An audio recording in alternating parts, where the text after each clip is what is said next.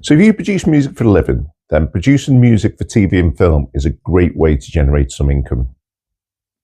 Now, there are some areas that are a little bit oversupplied at the moment. So if you are producing music in the hip hop or trap style, then there is a massive amount of being produced every single day. And it is difficult to stand out, particularly in the TV and film sector. However, there are some areas where it's much easier to stand out because there's a huge demand for this style of music, but not so many people making that music. So the one we're going to talk about today is music for kids' TV. Now, don't go away. There is something interesting here.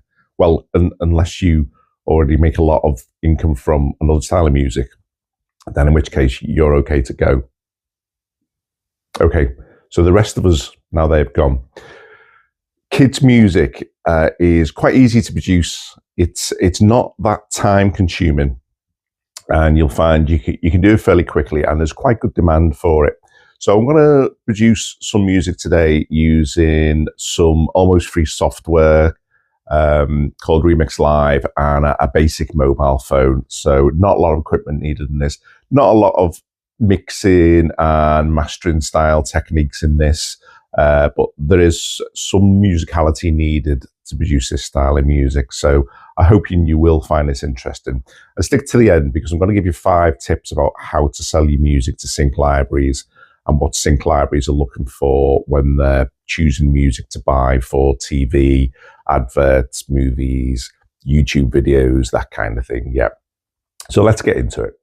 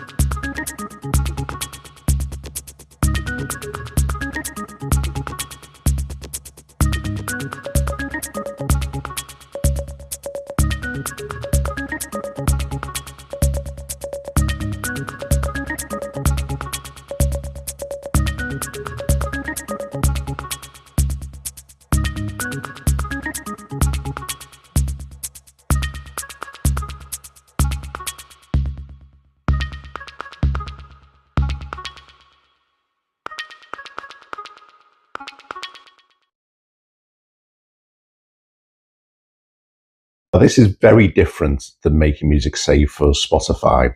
If you're making your own music for Spotify, you may be looking to make 10, 12 tracks for an album to release on Spotify, where with Sync Music, we're looking to make generic music to support a video of some kind, and we're looking to make at least 200 tracks before we start to see any income, really. So if you're typically taking 5 days to make some of your own music for an album, then you'd be looking to reverse that really and make at least 5 tracks a day for sync music. So here's the first tip for making sync music. Always start off with a brief in mind. Now, generally when you're making for a sync library, you don't know who the customer is going to be, what they're going to use the video for, but it's important in your mind that you have a scenario in mind, you have a video in mind, and then you make the track to that video.